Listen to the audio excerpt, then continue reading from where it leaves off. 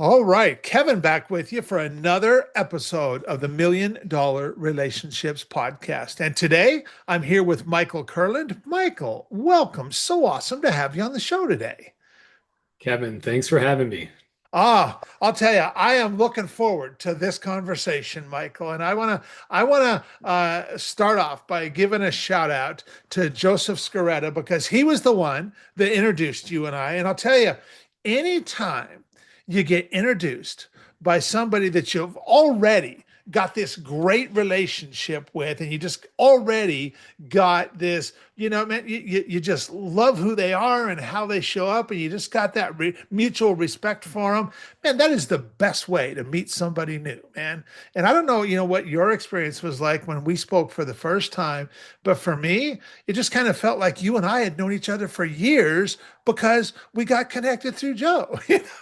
It's- Yeah, no, I agree. I agree with what you're saying. I think the best introduction is from someone you trust, and I think the fact that I trust Joe and you trust Joe, we have that mutual respect for the fact that Joe wouldn't waste either of our time, right? That's So, right. That's yeah, right. it was Yes. definitely good pre-show combos, and and now we're here to have the real combo. That's right. That's right. And I want to dig right in. And so I'll just start by, asking you, tell us a little bit about what it is that you do and who you serve, Michael. Who do I serve? Well, first of all, I serve my family. Amen.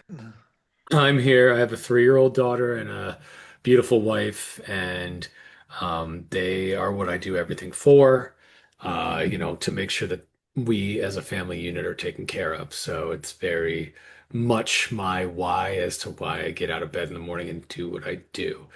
So good segue. What do I do? I run a facility management company. Or the name of the company is called Branded Group. We do facility maintenance, repair and maintenance for national multi-site retailers, medical, bank, any place that has brick and mortar that has multiple locations across the nation. We service those clients from all the major trades, plumbing, electrical, handyman, HVAC, etc.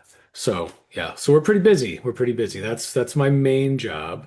I also have a consulting company, so I help consult smaller business owners in my space Okay. because, I was once, you know, under $1 million in revenue and have grown exponentially over the last decade plus. And it's a tough journey. And so I meet a lot of guys and girls that are, in their year one, three, two, three, that they're, 1, 2, 3 million, and they're looking to take that next step to 10, 15, 20 million. And how do you get there? It's a big jump to get there. So I help them navigate that through just being someone to talk to, Uh, right? What I learned over the course of my career is when you become the CEO, you it's the old adage, it's lonely at the top, right? yeah. I was hanging out with my friends, and I'm getting way off topic here, but so you can reel me back in a second, Kevin. But You're all right. but when I'd go out to have Friday night happy hour with my friends as the CEO of the company, and they were still employees at other companies, and they'd be like, oh, my boss was a jerk today, my manager was a pain in the butt today, and I'd be like, I fired 3 people today. It's just a different conversation, right? So I give the people that I consult with that relatable person that's been there before and done it before. Yeah. So. Yeah. What is your background, Michael? How did you get into doing this kind of work? Yeah. No one ever says when I grow up I want to be a facility manager, right? So I Maybe a started out policeman or a fireman. right, right. So my dream was to be a general manager of a Major League Baseball team. And I went to school for sports management, and it was very interesting as a student, but what they don't tell you is it's basically a business degree focused on like, you know, events. So I learned how to run events from a business standpoint. And it they also didn't tell you that baseball doesn't pay until you make it to the top, right? So, it's a very volunteer heavy place to be, or minimum wage place to be. So I started doing that. I found out real quick it wasn't going to pay in the real world. I got out, and 9/11 happened immediately after I graduated. And Okay. then I spent a little bit of time trying to figure that out. And I stumbled upon a couple of sales jobs. So I was doing some entry level sales jobs, just like basic telemarketing, pounding the phones, calling people. And I had a knack for it, but I hated it, right? Because there's a stigma with it. It was, you know, you're a telemarketer, right? And so I didn't like being annoying. I didn't like having to make 100 phone calls a day to hit my quota. But it taught me everything I need to know about sales that I didn't know I needed to know. So then I somehow stumbled upon a job. My friend's father was the EVP for Jones Apparel Group back in 2004, Okay. and they needed a facility manager. And I was like, I I'm not very handy. I don't know how to fix anything. What do you need me to do? And they were like, ah, you don't need to know how to fix anything. You just need to know how to use a phone and a computer. And I was like, okay, I can do that. And so I spent 3 years learning facilities management from the retail side and Okay. like how it works and what people do and how blah blah blah. And then 2008, the housing market happened, and I rolled into going to work for one of my vendor partners, and they had said, I said, I want a job. What do you got for me? And he said, sales. And I said, I'll do anything but sales. And he said, well, all I got for you, buddy, is sales. And I was like, ugh. And I was like, fine, I'll do it. So I did it, and guess what? I was good at it again. So I started selling for one of a company very similar to Branded Group back in 2007, Okay. and it was called Empire Facilities. And I was there for 7 years. I was the VP of sales and marketing. Private equity came in year six and did what private equity does. And I was unceremoniously let go in 2013. And I started Branded Group in 2014. I was like, I can do this by myself, Yep. and I can move to California and do it because I was also getting divorced, and I didn't want to live in New York anymore because I don't like the cold. And so I moved to California, I started Branded Group, and here we are. And just for the record, it's 80 degrees in Huntington Beach on October 30th. So Beautiful. life is Beautiful. life is good. So So what inspires you most about the work you get to do, Michael, and the impact you get to make through your business? well, I think, it's threefold question. Like relationships are very important. I love relationships. I love partnerships. I just got back from our mid-year conference and saw all the friends and colleagues that I've had in the industry for 20 years at this point. Not all of them, but some of them, right? And so, just connecting, even the competitor friends, right? I have more competitor friends than I do have retailer friends, right? Okay. Because we just have a lot in common. Um, so that's part of what inspires me is just being able to like, connect with those people, right? Obviously I get inspired to once again take care of my family.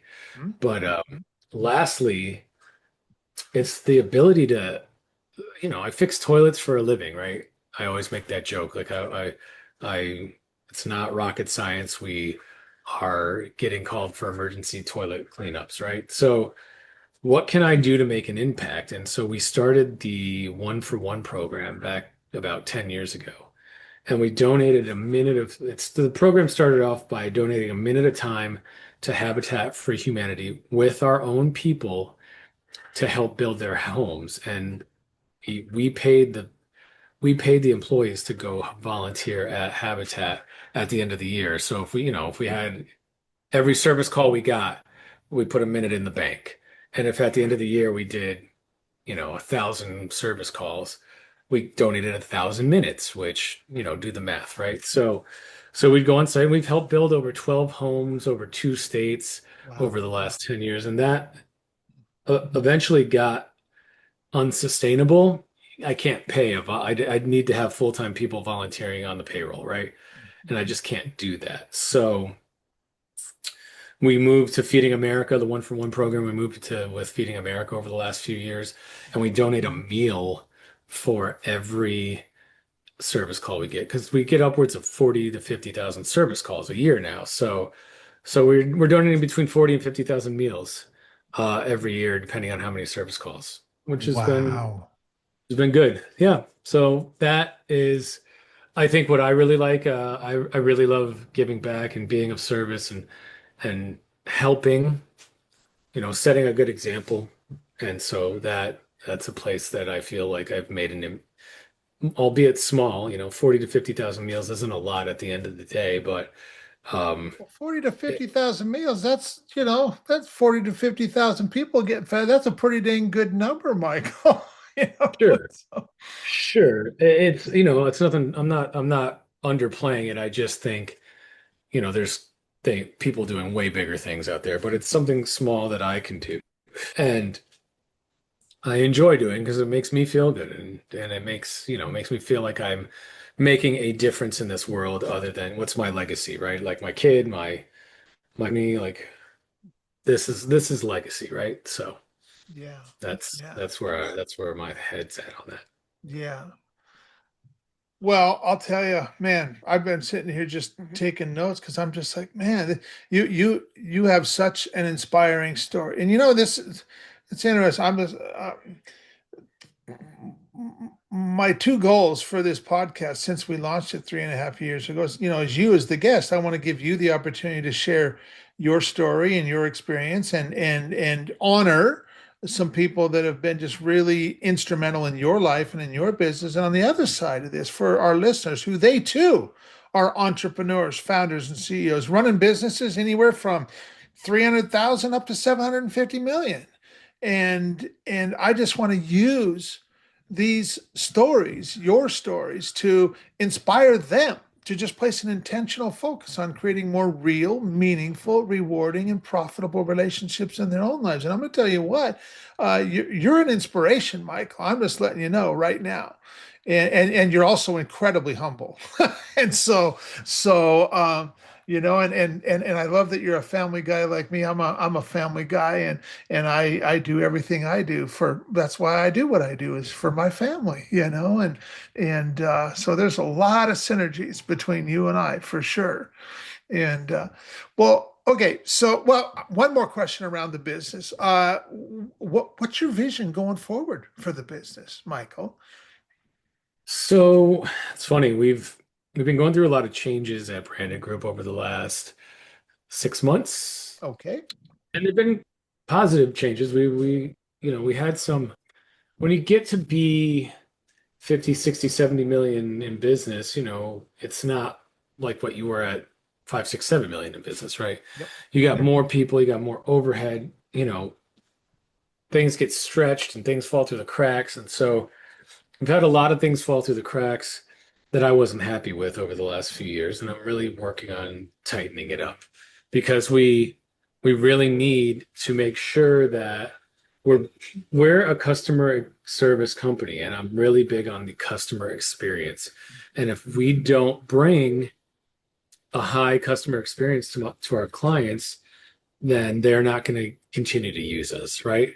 So I'm really working on leveling up that customer experience like it used to be when we were 5, 6, 7 million, not 50, 60, 70 million. Okay. So Okay. Okay.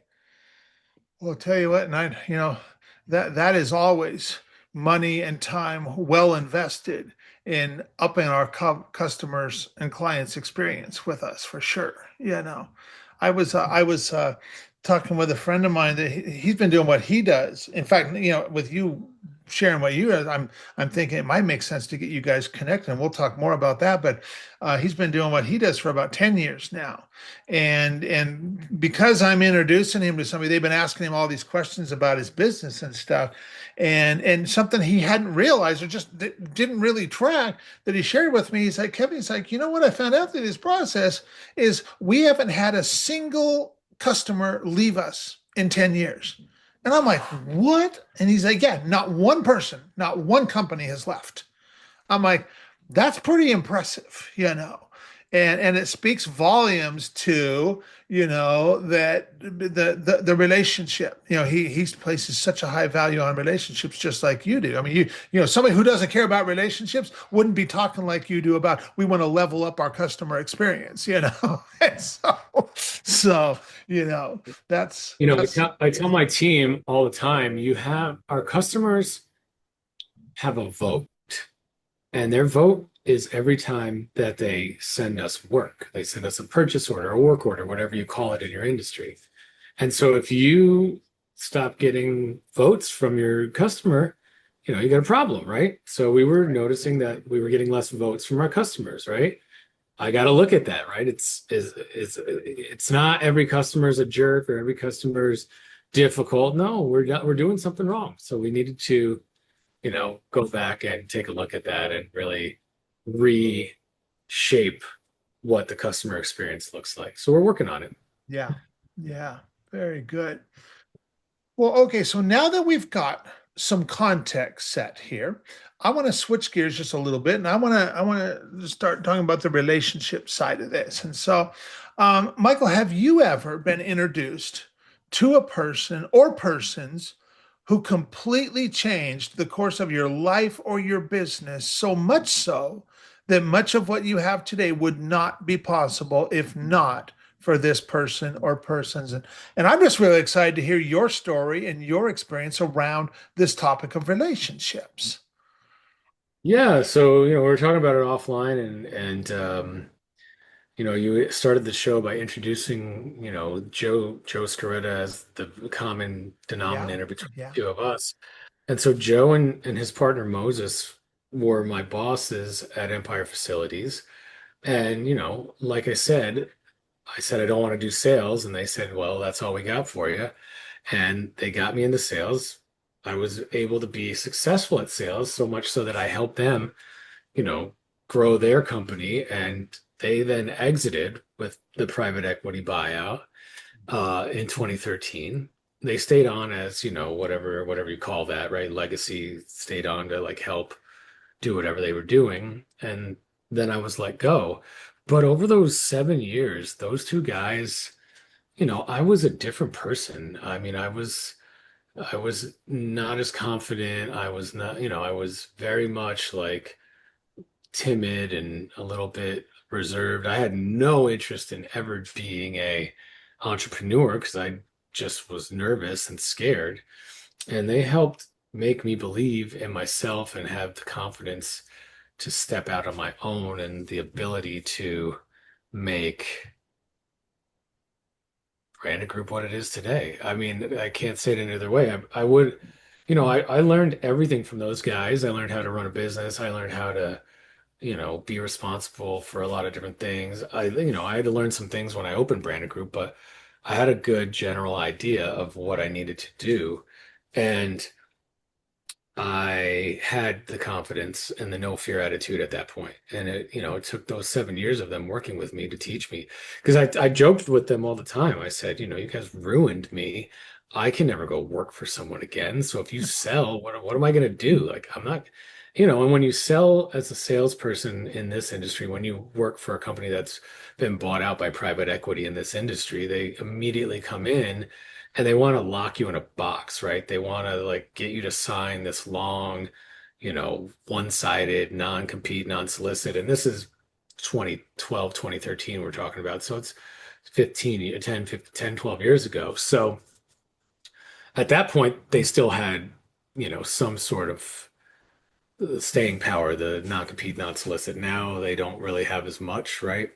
But, you know, that was your whole career that you were signing away, right? So anyway, they gave me the confidence and the, you know, the ability to believe in myself to come out here and do this. I had never done anything like move cross country, and I literally sold my house, packed everything I could fit in my car, shipped one of those pods, you know, and those things had Uh-huh. just, I mean, those things literally just started in like 2010, right? So I'm like, maybe this is a good idea. I'll pack one up and send it. Sent it cross country, and then moved into my apartment, and here we are 12 years later. So, Yeah. yeah. Yeah. Yep. Yeah. So those two. And 12 years later, a whole new business venture of your own that would have never Yep. been possible without Joe and Moses' impact on your life. I And wouldn't be married. I met my wife out here. I wouldn't have a kid. She's from the wife I met out here. So yeah, it's a big domino effect and all in a good way. So yeah, yeah. So what was, I mean, so I'm trying to figure out how I want to phrase this question because there could be so many answers to it, and that's fine really too. But what's an example? Because I mean, we know that, like, yeah, nothing that's even happened in your life would have been possible if not for those 7 years that you spent working with those guys and them mentoring you and teaching you and all that stuff, and just and giving you that confidence in your own abilities and stuff. But what's an example of a situation where you did personally get to make this really big impact, and maybe even in the moment, it maybe even surprised you a little bit, like, wow, look what just happened there. And yet you also know that would have never been possible if not for your relationship with Joe and Moses. What's an example of something like that, Michael? well, I mean, from like I was talking about earlier, from a give back standpoint, you know, I've always believed in, having some philanthropy in my life. I was in a fraternity in college. We had to do philanthropy every quarter so that we could get, be still current with the corporate home office of the fraternity, right? Okay. But and it is, everyone gives fraternities a bad name, and there's some things that some of them do that are not great, but that's something that it instilled in me, right? Years later, I still am very philanthropic, and I learned that from doing those hours when I was in my late teens, early 20s. So being able to give back, I didn't have a vehicle big enough to give back, outside of Branded Group. So I think the impact we just talked about, 40, 50,000 meals, Yeah. that's, I think that's impactful. Um, I think, from a sales perspective, right? Um, when I eclipsed any top line sales that they had ever done at their companies, that was a kind of just a feather in my cap, right? Like you guys taught me and passed the baton to me, and I've like between the three of us for the biggest top line, not bottom line. I'm not talking about any of that other stuff, but from a top line standpoint, I have the record for most top line sales. That's So, awesome. That's so awesome. I'll take that. I'll take that, right? Yeah, for Yeah. sure. For sure. I love it. I love it. So what just what would you say? Because you Michael are obviously someone who places really high value on relationships, and for an entrepreneur who maybe hasn't been doing that, and because I know from my perspective, I have believed for many years that as entrepreneurs, relationships are our most valuable asset, and everything else stems from that. And what would you say to an entrepreneur who maybe hasn't been placing such a big focus on relationships? Uh, if you're either, I can tell without even looking at your business, you're in one of two places and they're both high risk. You either have your salesperson that owns all your relationships, and if that person leaves, you're in big trouble. Mhm. Or your company's probably not doing great because if you're not servicing your customers and close to your top customers and they leave, you're probably in big trouble. So Yeah. it is the lifeblood of any business. You can be a great operational owner, and there are great operational owners out there, but if you can't sell your business, how the heck is anyone going to know that you're a great operational owner, right? And if you can't keep that client in the door, how's anybody going to know that you're a great operational owner, right? So I think it's the chicken and the egg concept, except in this one, we know which one came first, and it's sales and relationships. If you're not able to like bring it in and keep them in, then it doesn't matter how good operations is, right? Like, Yeah. Yeah. or isn't. And it doesn't matter how good of an operator you are if you're not, if you don't have the clients to sell it to, right? I'll say another stupid adage. If a tree falls in the woods, right? Like you could be the greatest operating company there is, but if you can't keep your relationships tight and your clients on board, then who's going to know about it, right? That's So, right. That's yeah. right. Yeah. Yeah. Well, I'll tell you, I really appreciate you taking the time to have this conversation. For anybody that's listening to this, Michael, I'm thinking like, man, Kev, I really like Michael. I like who he is. I like how he shows up. And I see, you got a copy of your book on the wall there behind you and stuff too and stuff. And talk about your book really quick too. So, like you, Kevin, I'm a podcaster. I've done a few podcasts of my own over the years. I am on a hiatus because I have a 3-year-old and they're not conducive to each other, is what I've learned. So, yeah, but I love talking to people and meeting people. And so we did a podcast called the Be Better Podcast. It was focused on people's give back initiatives, how they were being better in their industries and lives and whatnot. And it was great. We did it for, I want to say we did it for like 100 something episodes. Okay. And so we took away the 13 biggest lessons and we packaged them into chapters. And so it's called Broken to Better 13 Ways Not to Fail at Life and Leadership. And it's basically part my life story, part the lessons I've learned along the way, how to not repeat those mistakes or to learn from the lessons that I've learned and to, try and flatten your curve as an entrepreneur, right? And then get to know me a little bit too. So that's kind of the book in a nutshell. Okay. Talks about talks about everything we've kind of talked about, my journey, the divorce, getting fired and moving to California and wanting to be better. And that's it. It's cool because I wrote the book during COVID, right? Thinking like it'll be a little passion project that we do during COVID because we didn't have a lot of other stuff to do, right? And it's funny like how many people come up to me. I don't think a lot of it, right? I had a really, have you ever had imposter syndrome, Kevin? Yeah. Okay, so I've had it twice in my life. When I first started Branded Group, calling myself a CEO, I'm like, I'm a paper CEO, but I don't have any credentials to make me CEO. But over 12 years, I'm actually officially, I feel like I'm an official CEO now. Mhm. But and then when I released the book, I was like, I'm not an author.